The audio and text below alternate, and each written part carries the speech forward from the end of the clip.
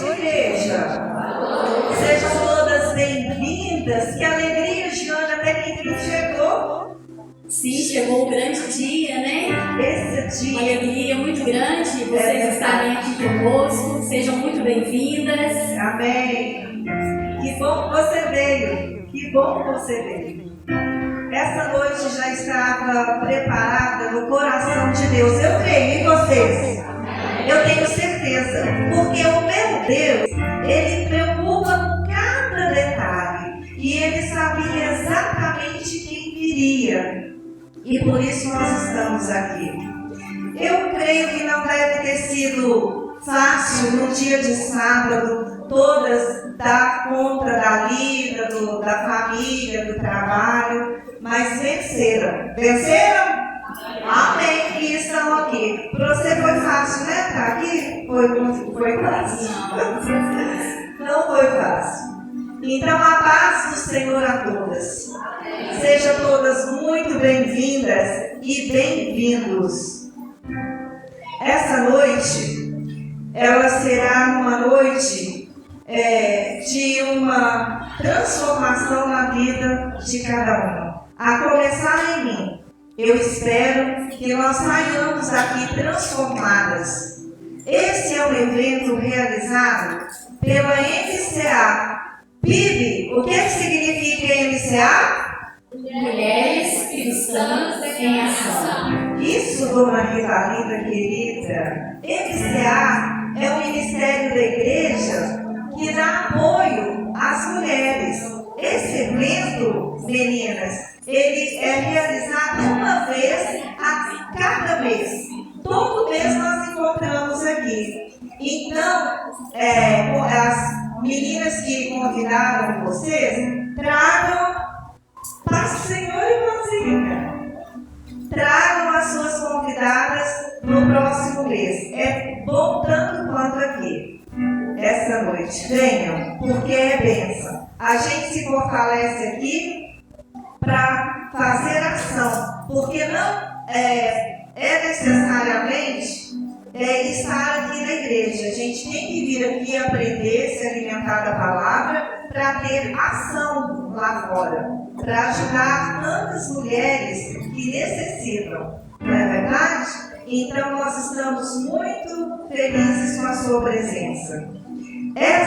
O meu nome, para quem não me conhece, é Sandra Mara. Eu sou a coordenadora da MCA e essa menina linda aqui na frente, a Giane Cristina, a primeira dama, a esposa do pastor Sérgio. Essa menina é uma bênção, vocês vão ver daqui a pouco. Então, que vocês abram o coração, que vocês deixem o Espírito Santo tocar, porque aquilo que ninguém mais sabe, que só vocês sabem, Deus pode te dar resposta nessa noite. Vamos ficar de pé e vamos fechar os nossos olhos.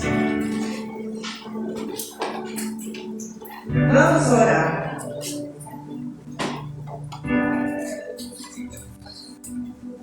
Eterno Deus, nosso Pai que estás no céu, obrigada por cada vida que o Senhor trouxe aqui nessa noite. Que o Teu Santo Espírito venha agir em cada uma de nós.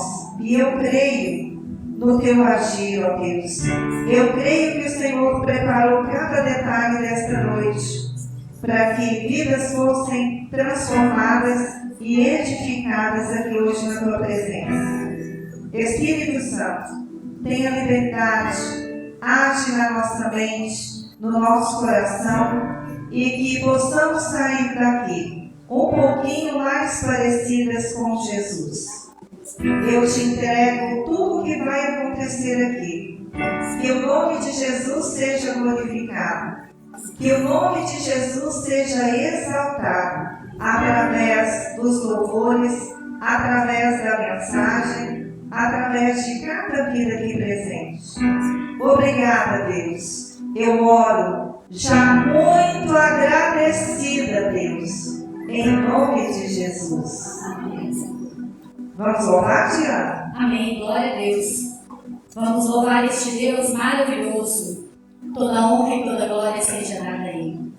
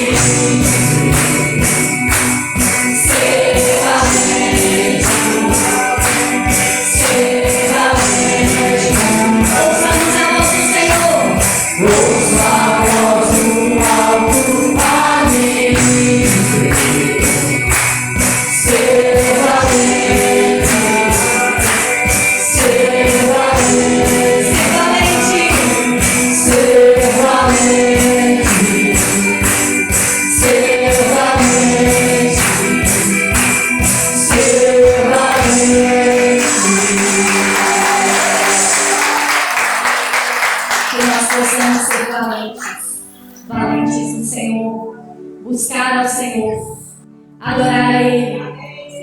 Adore ao Senhor nessa noite.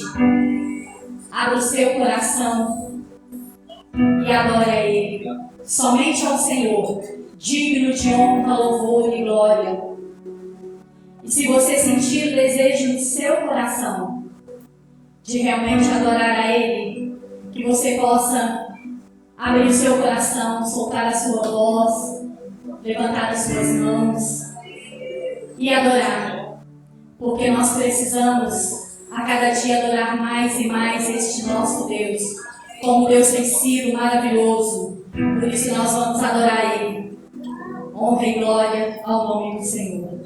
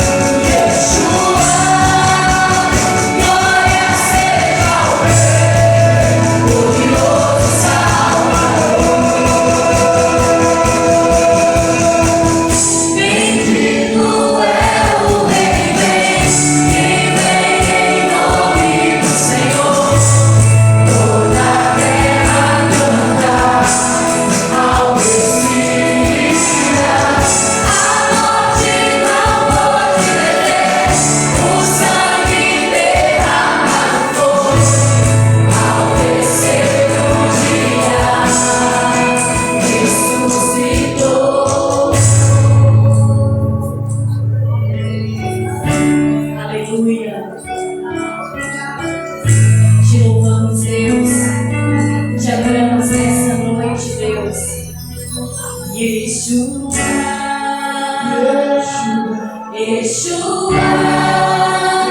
glória seja ao Rei, glorioso Salvador. Yeshua, Yeshua, glória seja ao Rei, glorioso Salvador. Amém. Vamos aplaudir o Senhor Jesus, o único digno de louvor, honra e glória. Como nós te amamos, Deus, como nós te adoramos. Vocês já pensaram como o Senhor tem sido bom nas nossas vidas? Você já parou para pensar como o Senhor tem sido maravilhoso nas nossas vidas? Como o Senhor tem feito muito mais do que nós até precisamos? O Senhor tem nos restaurado a cada dia. O Senhor tem nos dado aquilo que nós precisamos naquele momento. Às vezes nós reclamamos, às vezes nós falamos, o Senhor não vai fazer nada, o Senhor não vai agir, mas o Senhor sabe, e o Senhor tem o tempo para todas as coisas. O Senhor tem o tempo, o Senhor sabe de que você precisa. Se aquilo que você quer é para a honra e glória do nome dele. E nós vamos declarar nesta canção: o Senhor é bom. O Senhor é bom e o Senhor reina, e Ele reina e reina nas nossas vidas cada dia mais. E nós vamos declarar ao Senhor como o Senhor é bom. Aleluia.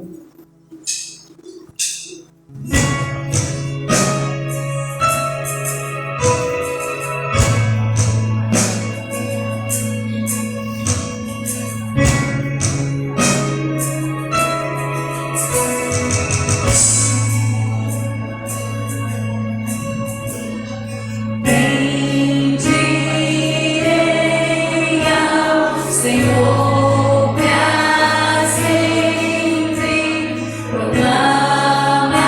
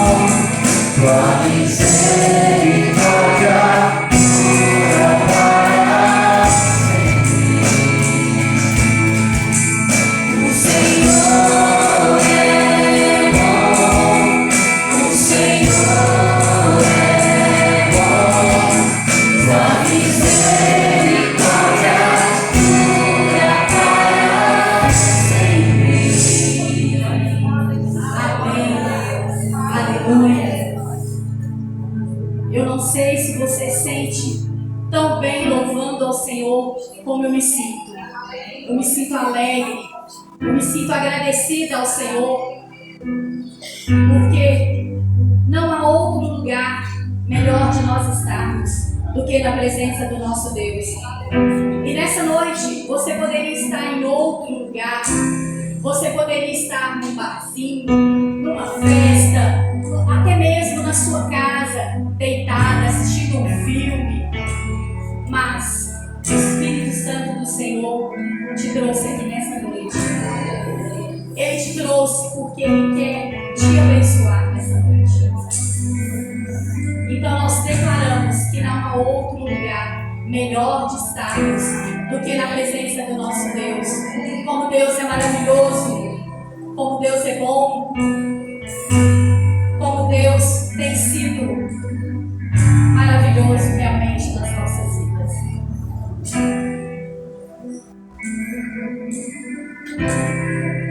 Aleluia.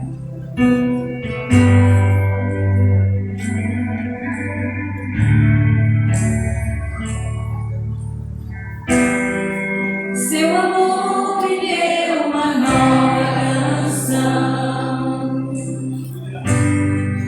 que me transformou e me deu uma direção. Me mostrou o que é o amor e hoje eu posso ver. E hoje eu posso ver. Coloque a mão sobre o seu coração e declare: seu amor me deu uma nova canção que me transformou e me deu uma direção. Me mostrou o que é o amor e hoje eu posso ver. E hoje eu posso ver.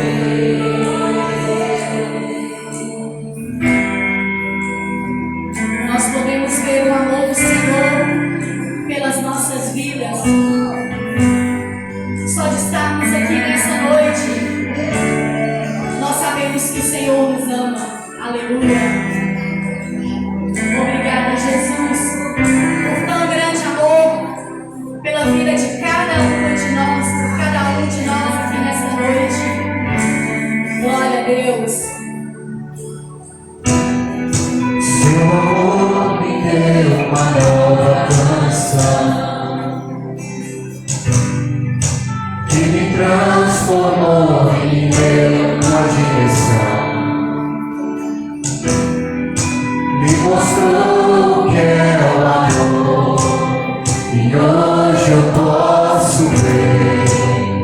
E hoje eu posso ver o seu amor. Seu amor me deu uma nova canção que me transformou e me deu uma direção. Me mostrou o que é o amor e hoje eu posso ver. E hoje eu posso ver.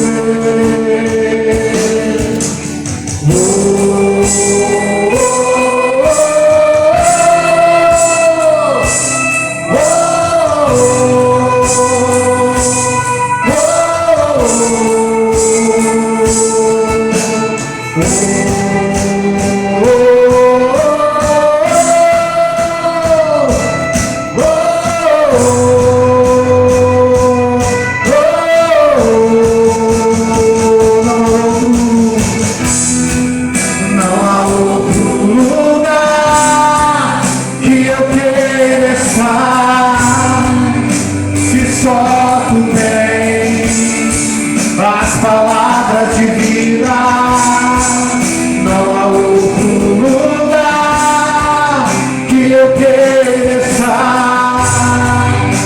Se só tu tens as palavras de vida, não há outro lugar que eu queira estar. Se só tu tens as palavras de vida.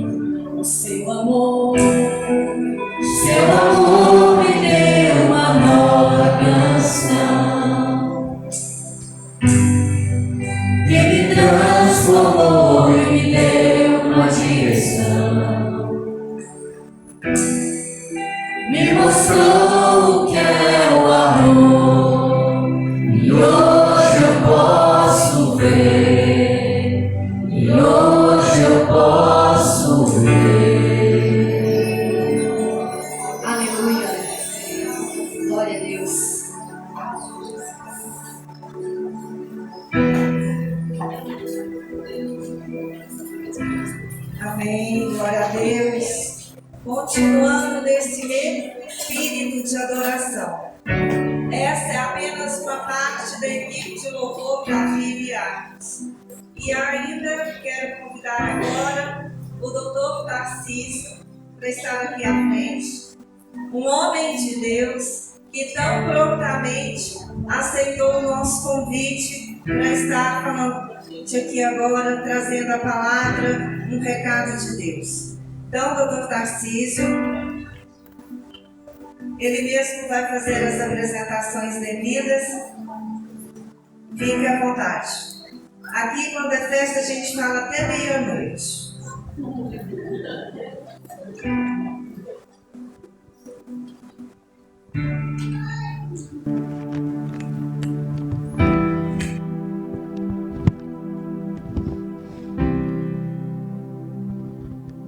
Uma boa noite a todos. A paz do Senhor Jesus seja com todos os irmãos da igreja, os visitantes. Quero deixar claro que eu também sou visitante aqui hoje. Quero agradecer o convite à irmã Sandra, pastor Sérgio. Pastor Sérgio me conhece desde que eu era um Tarcisinho pequenininho. Aliás, muita gente aqui me chama de Tarcisinho, que está presente aqui hoje, que me conhece há um bom tempo. E é uma alegria grande poder estar aqui hoje com tanta gente conhecida. Não esperava encontrar tanta gente conhecida aqui. Meu nome é Tarcísio, para quem não me conhece, sou filho de Arcos, morei fora para estudar, eu me formei em medicina, estou trabalhando aqui em Arcos, voltei para Arcos em 2005 e estou desde então aqui.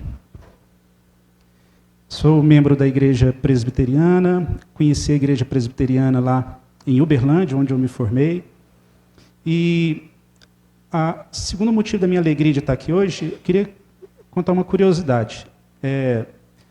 Era meu sonho de criança conhecer essa igreja, a Igreja Batista daqui de Arcos. A razão é a seguinte, eu sou de família católica e eu fui criado nesse bairro aqui, na Rua de Baixo, a Rua Dom Manuel Nunes Coelho. E eu era criança, saindo da adolescência, um dia uns amigos meus me convidaram, vamos lá na Rua de Cima, Rua de Cima é essa aqui, que tem um monte de gringo, pessoal dos Estados Unidos, construindo uma igreja nova lá. E aquilo lá mexeu com a cidade, eu achei que lá bacana, imagina Arcos trazendo pessoas de fora, né, para poder construir uma igreja protestante e tal. E aquilo lá na minha cabeça, nossa, Arcos estava muito importante na fita, né? Vim gente de longe para construir uma igreja batista, uma igreja protestante. Eu não entendia muito disso.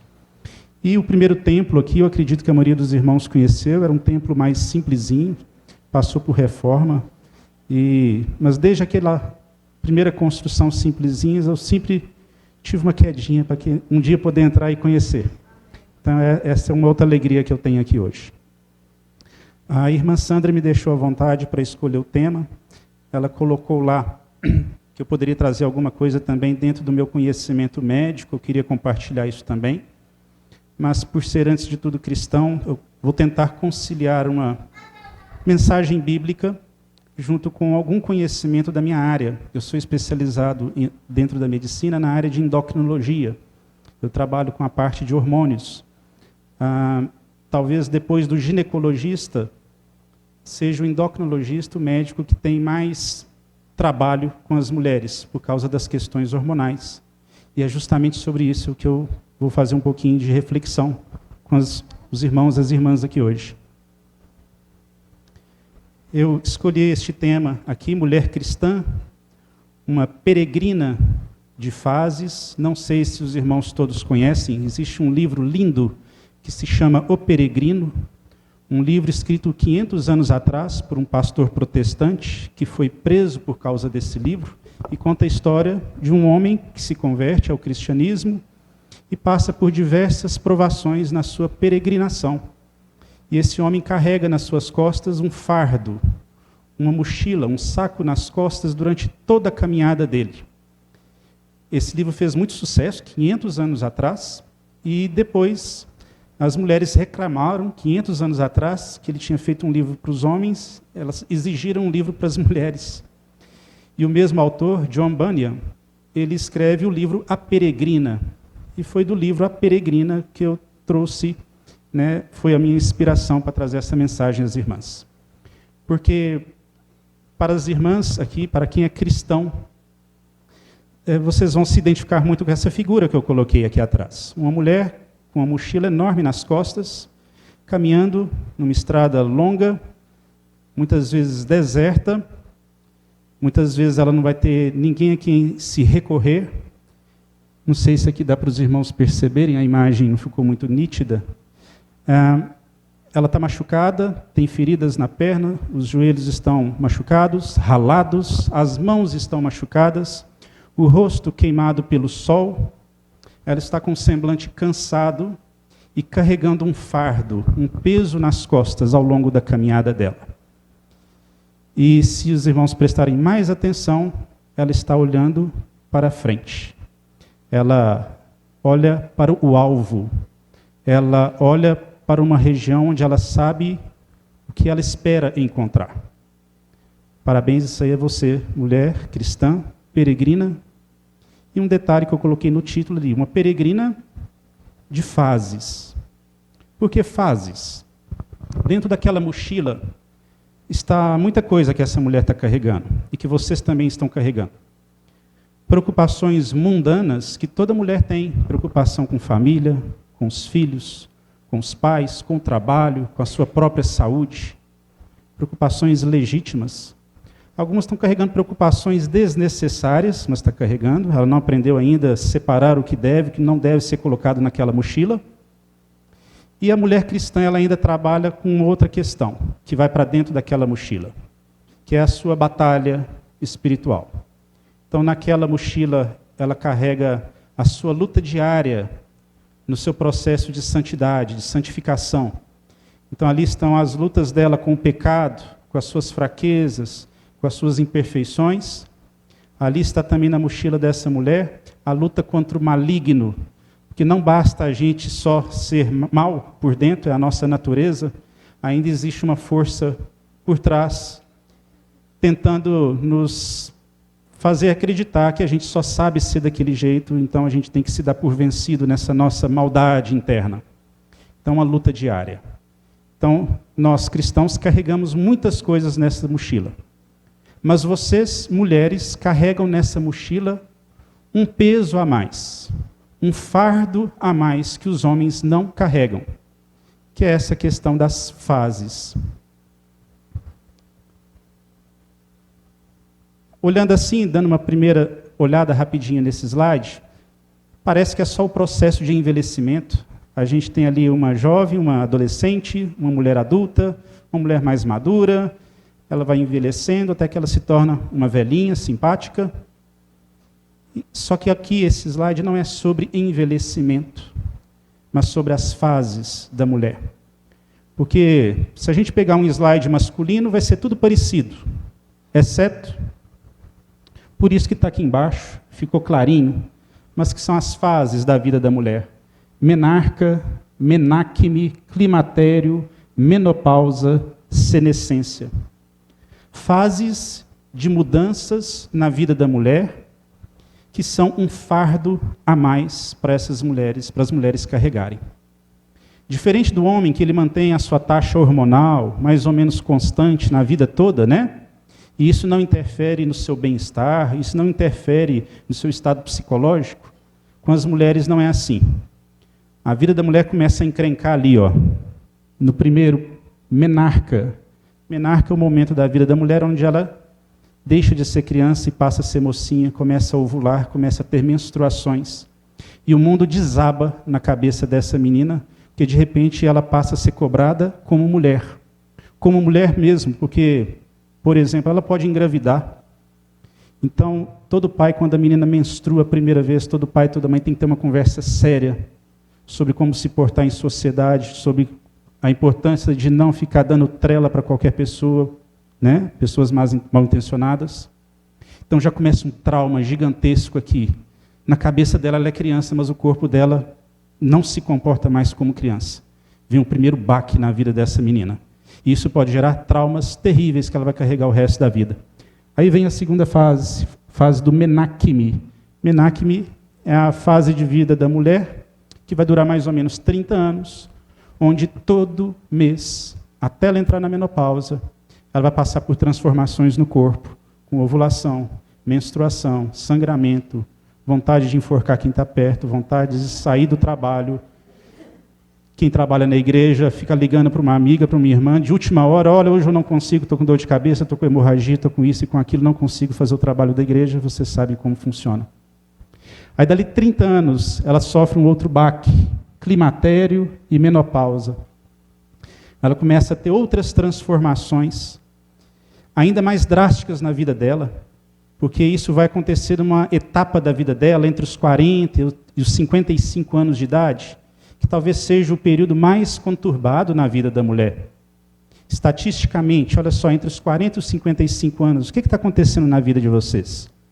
Os filhos estão saindo de casa para estudar, para trabalhar. Os pais estão ficando velhos e vocês têm que assumir cuidado com os pais. Olha que peso, coisa séria. Estatisticamente, independente de fé, independente de religião, é o momento das maiores crises dentro do casamento, é o momento que ocorre divórcio, é o momento onde começam a aparecer os primeiros problemas de saúde, pressão alta, diabetes, e é o momento que vem a danada da menopausa. Tudo para bagunçar mais ainda a sua vida. E é drástica a transformação no corpo da mulher, na mente da mulher, a gente já vai ver isso com um pouquinho mais de detalhe. Mas aqui só para ilustrar por que vocês são peregrinas de fases. Porque vocês, além de ter que fazer toda aquela longa caminhada do slide anterior, carregando aquele monte de peso nas costas, e os homens também carregam mais ou menos o mesmo peso, vocês carregam ainda essas mudanças de fases drásticas, que homens não conhecem, a não ser que tenham uma afinidade grande com as suas esposas, suas irmãs, para poder entender o que é lidar com essas mudanças hormonais. Tá.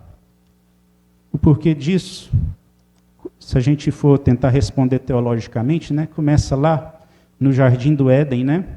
Aquele casal aprontou lá no Jardim do Éden, cada um recebeu a sua punição. E Deus, quando está julgando a mulher lá no Jardim do Éden, ele vira para ela e fala, porque você pecou, multiplicarei sobremodo as suas dores do parto. Não é assim? Está lá em Gênesis. Multiplicarei sobremodo as suas dores do parto. E a gente não imaginava que multiplicar essas dores começa muito antes do parto. Começa lá quando ela menstrua a primeira vez. Porque uma vez por mês a mulher está sendo preparada para engravidar, uma vez por mês ela está sendo preparada então para uma gravidez. Então o castigo foi muito pior.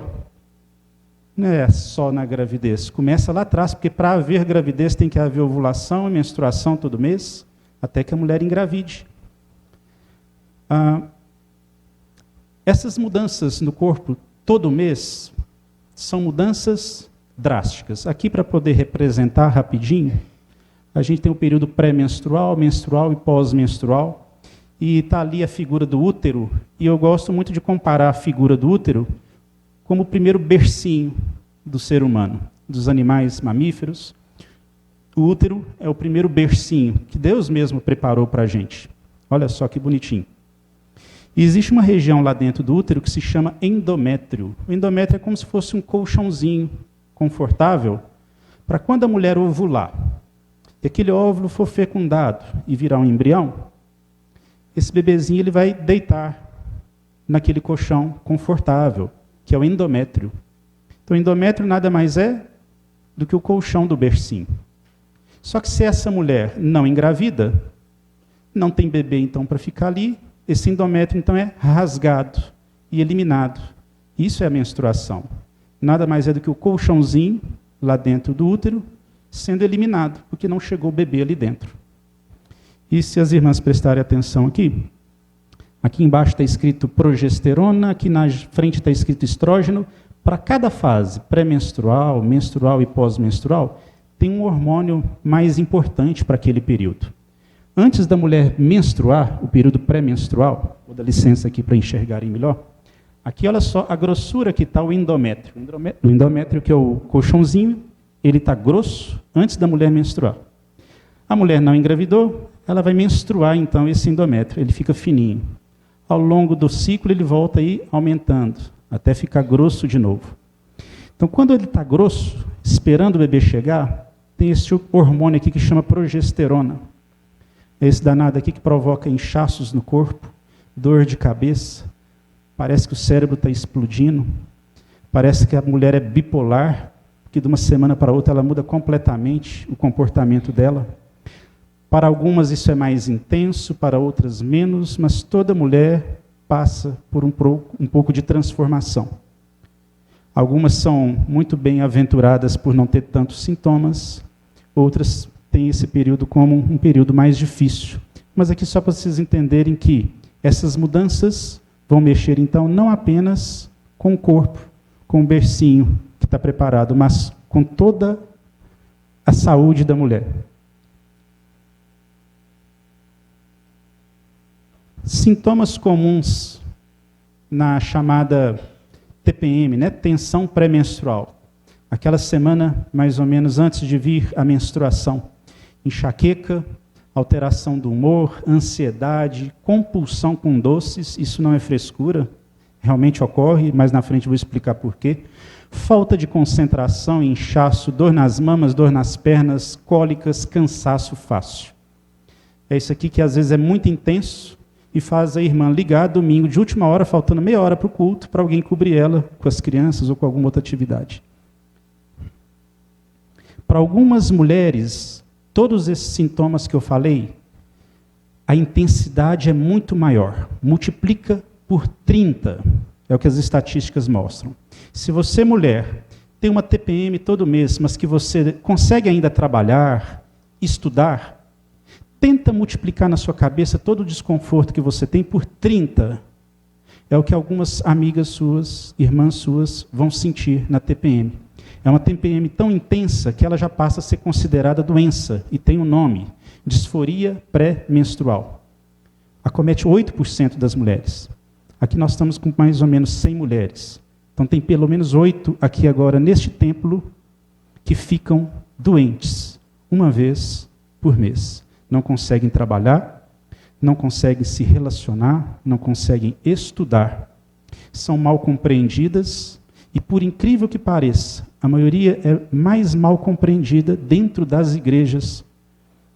Não estou falando da igreja batista, que o pessoal é mais esclarecido, mas a gente sabe que 90% do evangelicalismo brasileiro é formado por pessoas muito simples, pastores, muitas vezes, muito simples, sem muita formação intelectual, e que acham que TPM é falta de Deus, é falta de força de vontade, e essas mulheres que estão doentes deixam de ser amparadas, deixam de serem aconselhadas a buscar tratamento. Então, aquela sacola que ela carrega na sua caminhada, na sua peregrinação, está enorme por falta de conhecimento. Aqui, rapidinho, nós temos algumas mudanças no corpo da mulher, que está passando agora pelo climatério. Se as irmãs prestarem atenção, tem duas linhas aqui coloridas. Aqui a linha em rosa representa os níveis de estrogênio da mulher. Em azul, os níveis de progesterona. Aqui estão as idades, 40 até os 45 anos, esses níveis estão altos. A partir dos 45 aos 50 anos, começa a cair drasticamente. Depois dos 50 anos, a progesterona praticamente é zero. Cessam alguns dos desconfortos que a mulher sente por causa da progesterona, mas a falta do estrogênio começa a provocar outros sintomas. Perda de libido, falta de memória, enfraquecimento dos ossos, vem a osteoporose, maior risco de câncer, alguns tipos de câncer, principalmente na mulher que está acima do peso, alguns tipos de problema cardíaco. E isso interfere demais com a qualidade de vida da mulher. A grande maioria, cerca de 80% das mulheres que entram na menopausa, vão ter sintomas, mas sintomas toleráveis. Mas 20% vão viver anos como se fossem doentes, por conta da falta do estrogênio. Sintomas mais comuns do climatério, os benditos fogachos, os calorões do corpo, perda de libido, o ressecamento vaginal, ardor ao urinar, é um tal de sentir sintomas de infecção de urina, fica fazendo exame de urina, nunca dá infecção, mas a dor está lá presente o tempo todo. Alterações do humor, e muitas vezes alterações do humor drásticas, intensas, que chega a desencadear, sim, quadros depressivos mais sérios que precisam de tratamento. Memória ruim, falta de concentração, alguns estudos científicos mostrando que se existe predisposição na família, é agora que vai aparecer demência, tipo Alzheimer. Um detalhe, a experiência da menopausa, ela é muito pessoal, ela varia então de mulher para mulher. Um exemplo aqui é a questão dos fogachos. 80% das mulheres vão ter algum tipo, um nível de fogacho. 80%, umas mais intensas, outras menos intensas. 30% precisa de tratamento, senão não consegue ter uma vida normal. Graças a Deus, 70% tem os calorões, os fogachos, mas é tolerável. Mas olha, 30% precisam de tratamento. De cada 100 mulheres, 30 precisam de tratamento, senão não consegue ter uma vida normal. É uma vida como se fosse pessoa doente. Novamente, a experiência é muito pessoal. Tem mulher que fica relativamente bem. Tem mulher, foi o caso da minha mãe, que a menopausa significou sossego. Porque tem mulher que tem muita TPM, quando ela para de menstruar, que lá é um presente de Deus na vida dela. Tem mulher que teve uma renca de filho, elas ficam doidas de vontade para poder parar de ovular, para parar de ter filhos.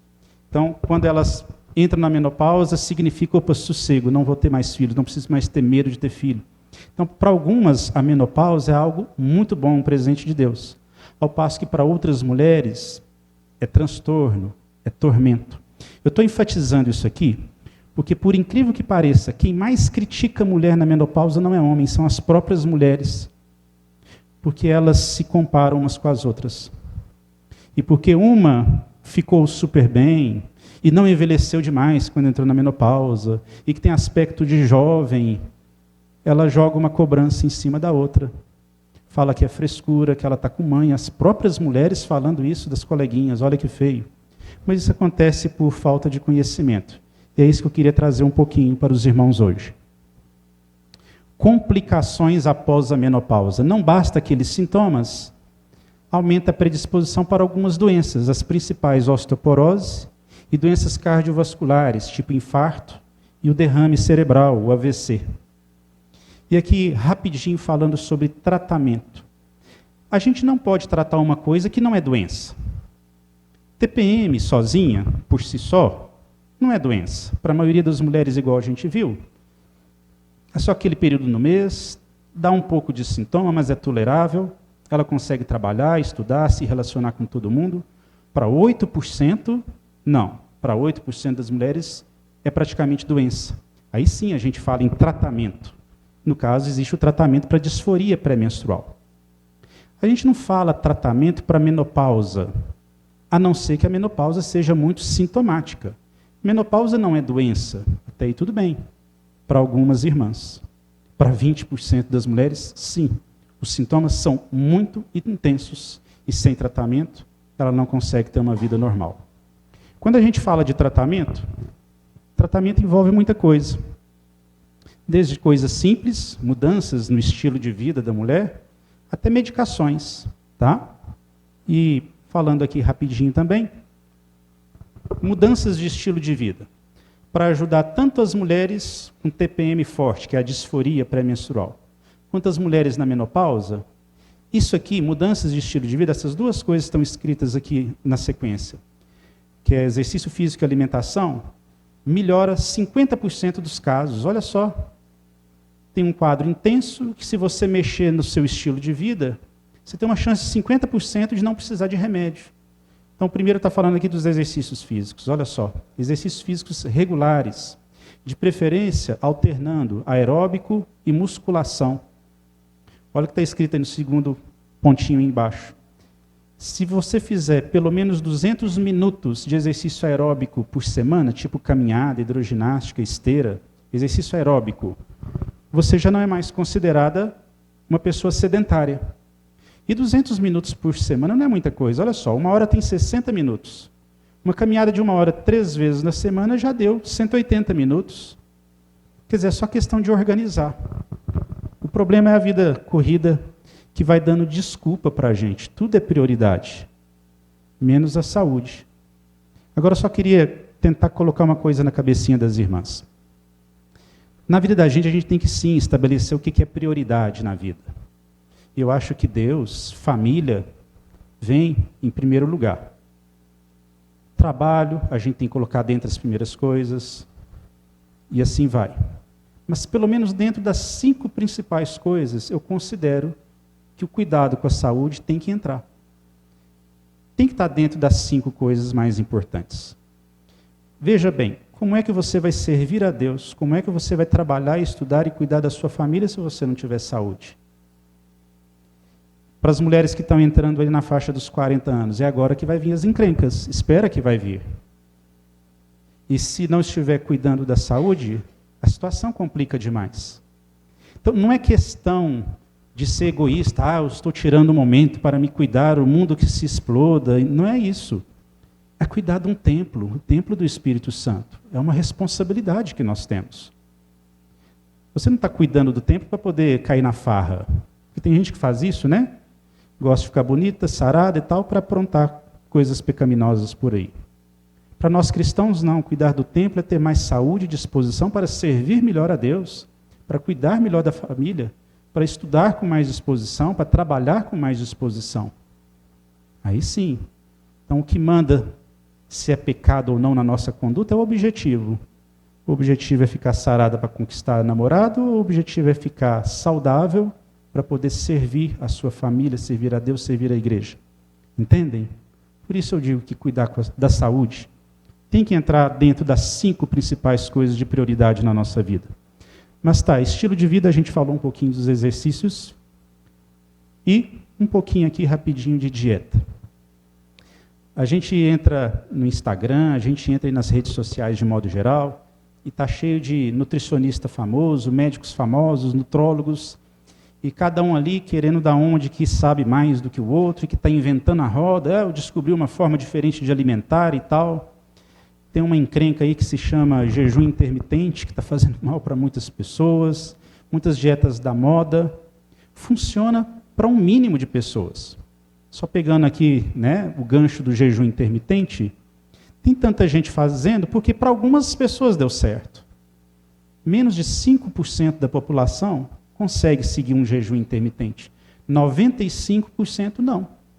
Vai ter dor de cabeça, gastrite, quedas de pressão, vai ficar mal-humorado, vai ter alteração de menstruação.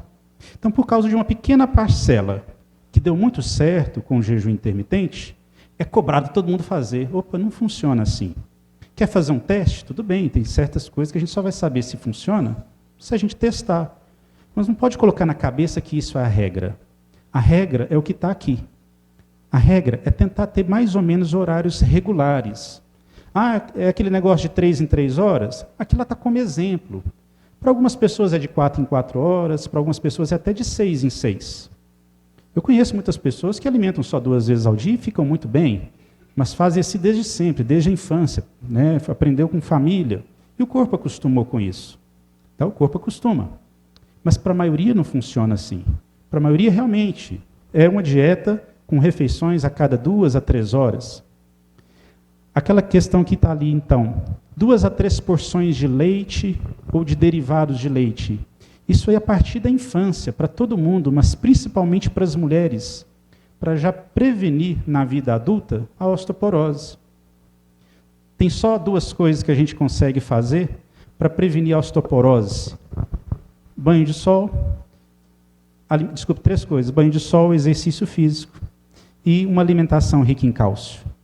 2, 3 porções de leite ou de derivados de leite ao dia, desde a infância a gente faz o que a gente chama de poupança de osso. O que é isso?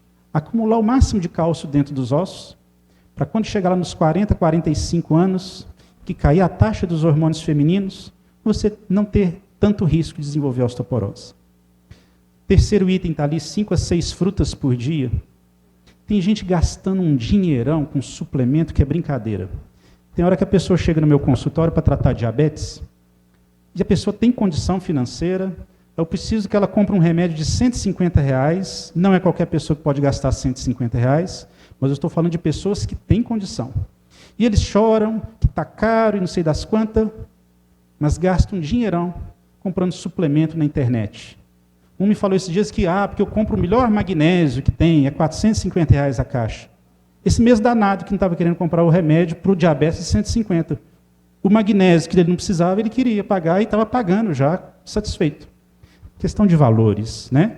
Mas olha só, tanta preocupação em repor magnésio, vitamina B12, não sei das quantas, 5, 6 frutas ao dia, às vezes, já vai dar quantidade suficiente para muitos minerais, muitas vitaminas, tá?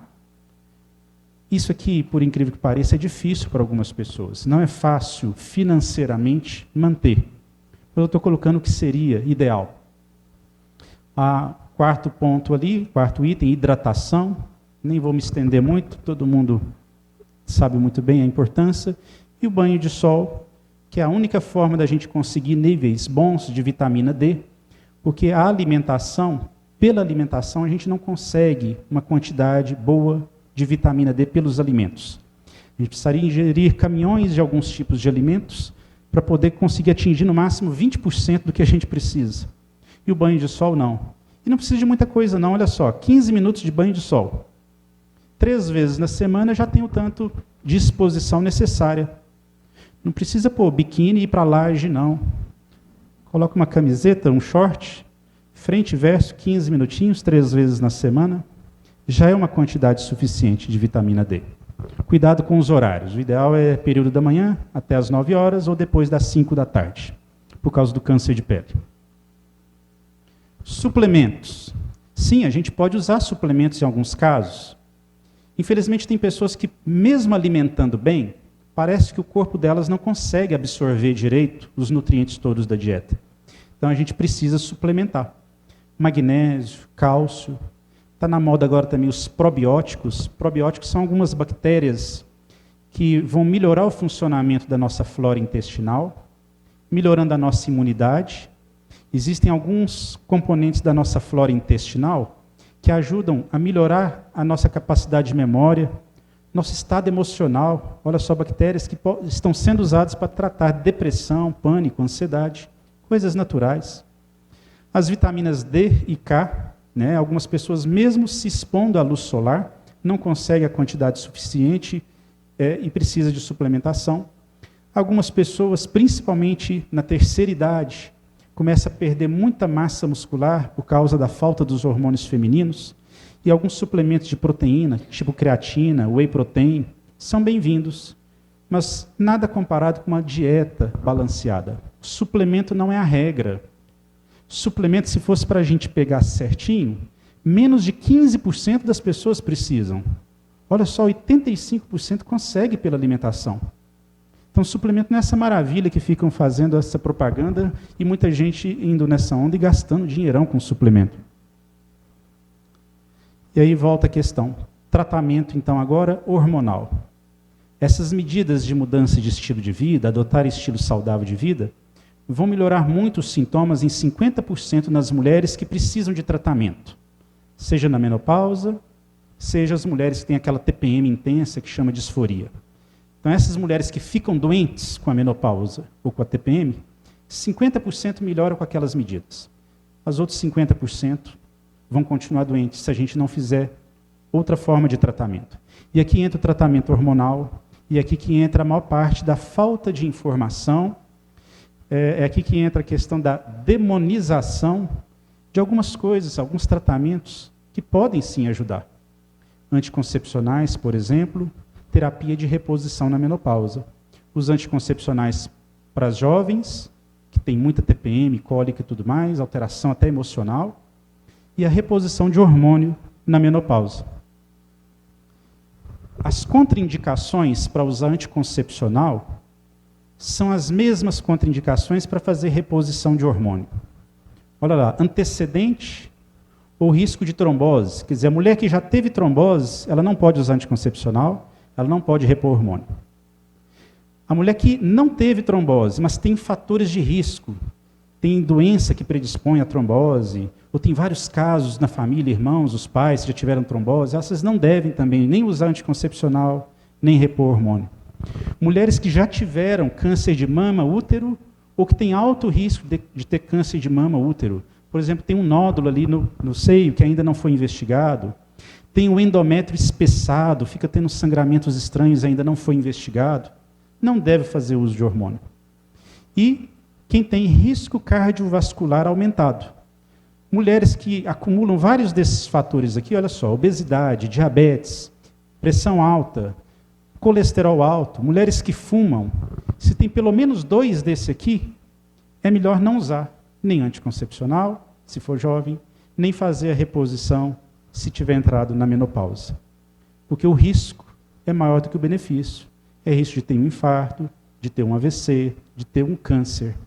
Então, olha só, traz resultados? Lógico, são os melhores tratamentos, tanto para TPM intensa, disforia, quanto para mulheres que têm muito sintoma na menopausa, o melhor tratamento é ou usar anticoncepcional na jovem ou a reposição hormonal. Infelizmente, não tem nenhum tratamento que chega muito próximo do resultado dos hormônios. Tem tratamento que melhora muito, a ponto de algumas mulheres, não, esse resto que ficou aqui eu consigo conviver. É o caso aqui dos antidepressivos. E esse aqui, vou gastar um tempinho mais, com certeza não é o caso da Igreja Batista, que todo mundo é esclarecido. Mas dentro da Igreja Evangélica, não só aqui no Brasil, mas no mundo todo, existe a ideia de que antidepressivo é coisa do demônio.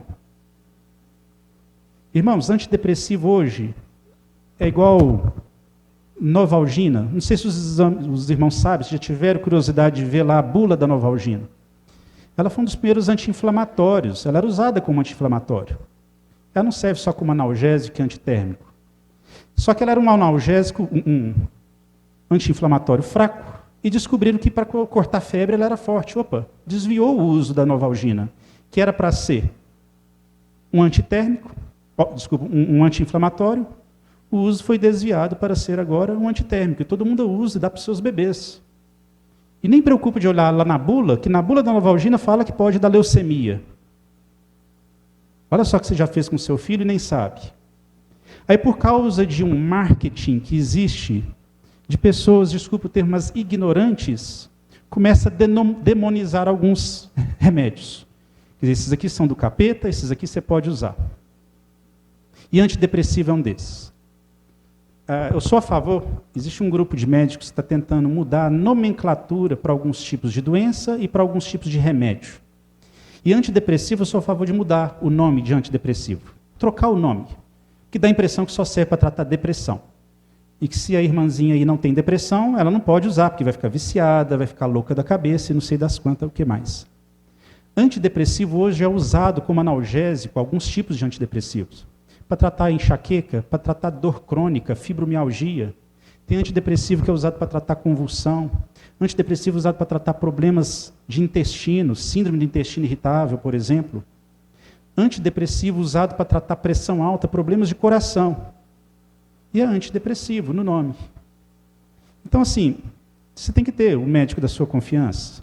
É o seu ginecologista. Geralmente, o médico da confiança da maioria das mulheres é o seu ginecologista. E ele é da sua confiança, e ele falou, pede mais explicação se você tiver dúvida. Não se convenceu, pega uma segunda opinião com outro.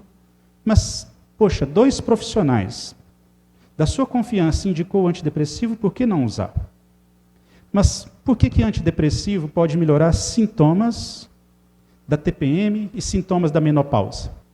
Não são todos os antidepressivos. São os antidepressivos que agem neste hormônio, que eu coloquei o nome aí, serotonina. Serotonina é um hormônio que traz sensação de bem-estar, equilíbrio emocional, tira aquela, a gente chama de labilidade emocional, vontade de chorar em situações, às vezes boba, está vendo uma propaganda na televisão, está chorando igual um doido. Tira aquela vontade de comer chocolate. Vocês já viram mulheres que gostam de comer chocolate?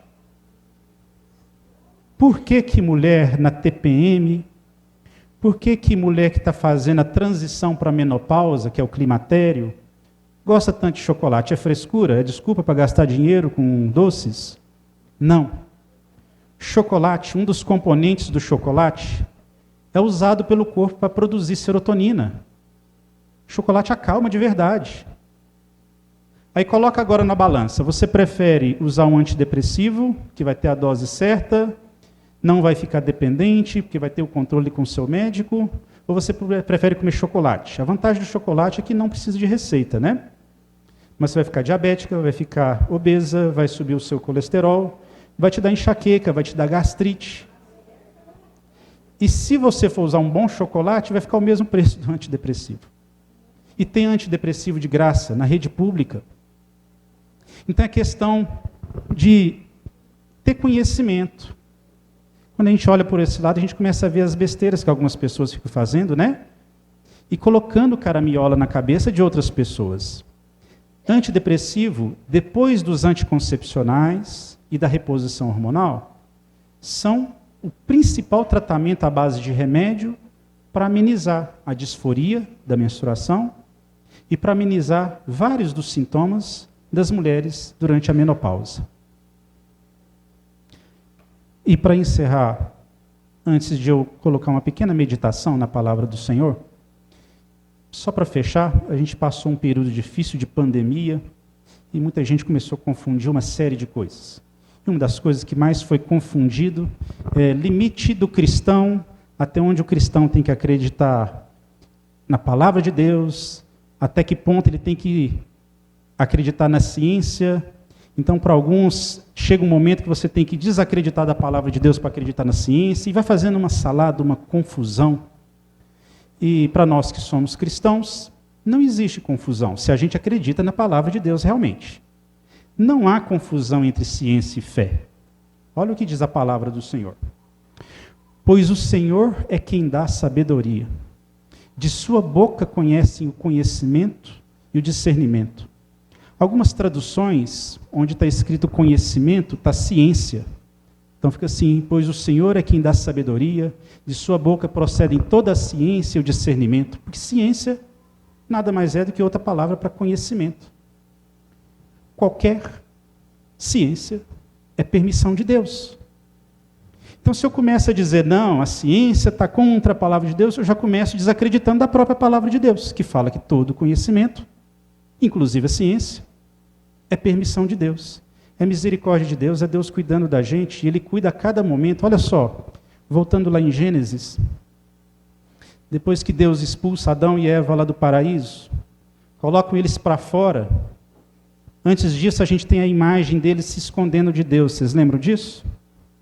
Gênesis descreve que Adão e Eva se escondem da presença de Deus por entre as ramagens, porque eles descobriram que estavam nus.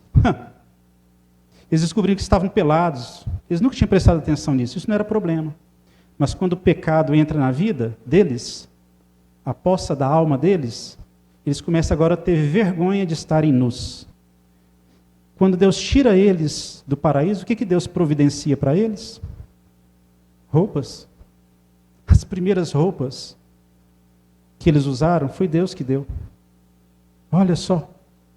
Quer dizer, Deus pune, mas Ele ao mesmo tempo é misericordioso em cada detalhe, igual a irmã falou no início da nossa reunião. Ele está cuidando de cada detalhe. Ele é justo, Ele vai punir, mas Ele vai cuidar de cada detalhe. É misericordioso demais.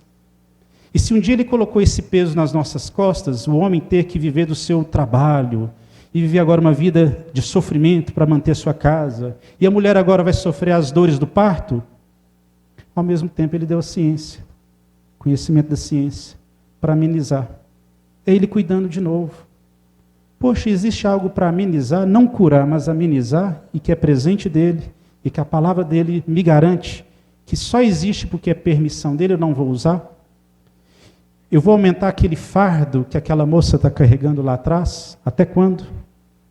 Então essa falta de conhecimento, essa mistura, né, faz surgir alguns mitos, algumas coisas que saem sendo propagadas aí fora. Por exemplo, menopausa é velhice, não tem nada a ver uma coisa com outra. Eu conheço velhos de 20 anos de idade.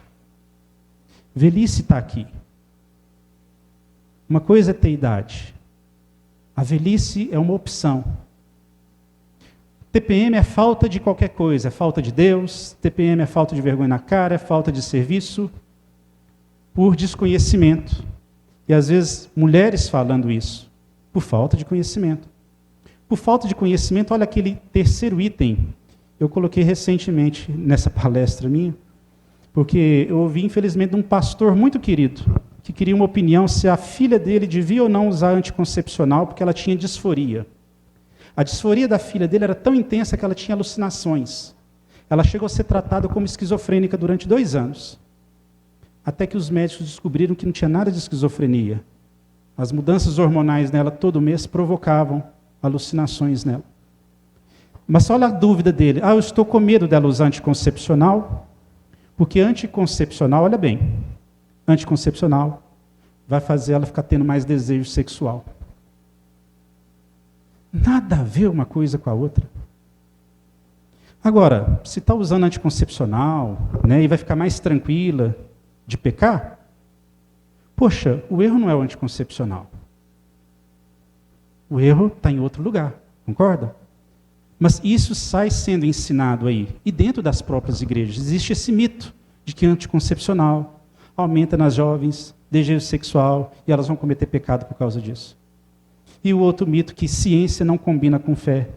E, na minha opinião, quem acredita nisso não entendeu, desconhece a palavra de Deus. Irmãos, essa ladainha toda que eu coloquei, a respeito de TPM, menopausa, a respeito de hormônios, a respeito de a mulher, ao longo de 30 anos, pelo menos, da sua vida, carregar um peso a mais nas suas costas, por conta das mudanças hormonais, e depois um outro peso que vem com a menopausa, é porque essa é a história de toda mulher. E da mulher cristã não é diferente. Voltando ali àquela nossa amiga que está fazendo a sua peregrinação, olha de novo a imagem dela. Novamente, olha, presta atenção. Se coloque no lugar dela, porque ela é você.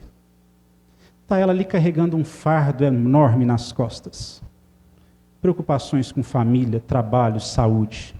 Preocupações diversas. Muitas ali estão carregando um peso a mais porque não sabe que se usar um anticoncepcional, fazer uma reposição hormonal pode ajudar. E além disso, a batalha espiritual está ali nas costas dela. Ela está machucada, muitas vezes ela está sozinha, ela está com cara de cansada, ela está queimada do sol, ela está toda ralada, mas ela está olhando para frente. Ela está olhando para o alvo. Ela está com confiança, se vocês olharem no semblante dela, apesar de estar toda ralada. Por quê? Ela encontrou alguém para ajudar a levar aquele fardo. A palavra de Deus está lá, porque o meu jugo é suave e o meu fardo é leve, né? Mateus 11:30, nós pegando ali um pouco antes, versículo 29 em diante, as irmãs conhecem bem, eu vou puxar o coro, vamos mostrar para os visitantes, né, que a gente conhece a palavra de Deus. No versículo 29, na verdade, começa assim, o Senhor Jesus dizendo: tomai sobre vós o meu jugo. Por quê? Alto. Porque sou manso e humilde de coração. Vamos? Tomai sobre vós o meu jugo e aprendei de mim que sou manso e humilde de coração, e encontrareis descanso para as vossas almas. Porque o meu jugo é suave e o meu fardo é leve. Um dia essa moça que está peregrinando ali, ela ouviu, dentre tantas outras coisas do Evangelho, dentre tantas palavras importantes do Senhor Jesus, ela ouviu esse versículo. E o Espírito Santo fez essas palavras frutificarem na vida dela. Porque sem o Espírito Santo, mesmo as palavras de Deus são palavras jogadas ao vento. Ela ouviu essas palavras e o Espírito Santo fez essa palavra, então, mudar, transformar, como é o tema desse encontro, transformação das mentes, não é assim? Essa palavra, o Espírito Santo transformou a mente dessa moça e ela entendeu o significado desse trecho. Quando Jesus fala, tomai sobre vós o meu jugo, jugo é canga, aquela canga que os boizinhos usam para poder puxar a carroça. E o jugo, geralmente, ele vem de 2 em 2. Olha com que Jesus está se comparando. Com um boizinho que vai ajudar o outro boizinho a carregar uma carroça. Isso é jugo. Ele está se comparando a um boizinho que vai nos ajudar a carregar o nosso fardo. Essa é a misericórdia que nós temos a mais da parte do Senhor. Que se nós crermos, se nos convertermos, Ele vai nos ajudar a carregar o nosso fardo pesado. Na verdade, Ele vai dar um fardo melhor para a gente carregar. Porque muitas vezes naquela mochila a gente está colocando um monte de coisa que não presta, que não deveria estar ali. Essa moça, novamente, se não for você, pode ser a partir de hoje. Você pode ouvir essa palavra de uma forma diferente, pedindo o Espírito Santo para te mostrar o sentido disso. E você, da agora para frente, não carregar mais esse fardo sozinho. Entender que Deus providencia tudo a todo momento, para começar o conhecimento da sua palavra, mas o conhecimento de outras coisas que são bênção na nossa vida, como é o caso do conhecimento da ciência. E que a gente possa dar os próximos passos, entendendo, igual essa peregrina, que a gente não precisa caminhar sozinho. A gente tem quem pode caminhar conosco. Que seja verdade nas nossas vidas, que seja para a honra e glória do nosso Deus e Pai. Amém? Nossa, mas acabou depressa demais, não é mesmo? E agora, o que nós vamos fazer com tudo isso que nós ouvimos? Nós vamos continuar carregando essa mochila, todo esse peso desnecessário? Não. Nós vamos pegar esse jugo que Ele nos mostrou essa noite, esse peso que estava sobre os nossos ombros, Jesus levou na cruz do Calvário em nosso lugar. Amém? Então, vamos fechar os nossos olhos. Vamos orar a Deus e falar com Ele. Pai, que essa palavra, Senhor, possa mesmo entrar na minha mente, descer para o meu coração, e que eu possa entender a necessidade que eu tenho, como mulher, de me derramar aos teus pés e de aprender da tua palavra para a caminhada do meu dia a dia. Obrigada, Deus, porque o Senhor enviou Jesus para nos ajudar a levar todo esse jugo que o mundo se coloca nas nossas costas, ó Pai. Obrigada, porque o Senhor trouxe aqui cada visitante, cada mulher, para aprender isso nessa noite. E, Senhor, eu te agradeço imensamente pela vida do Dr. Tarcísio, um homem de Deus, e que o Senhor possa usá-lo imensamente aonde ele estiver para ensinar isso que ele nos ensinou aqui hoje. Abençoa a vida dele, a esposa dele, os filhos dele, toda a igreja dele seja abençoada, cada igreja aqui representada. Eu te louvo e te agradeço também pela vida do nosso pastor Sérgio e de toda a sua família, e que realmente a primeira igreja batista em Arcos possa fazer diferença nessa cidade. Obrigada, Deus. Visita o coração de cada mulher e que elas possam, como eu também, colocar as suas dificuldades, os seus anseios aos pés de Jesus. Essa é a nossa oração, muito agradecida em nome de Jesus. Amém. Amém.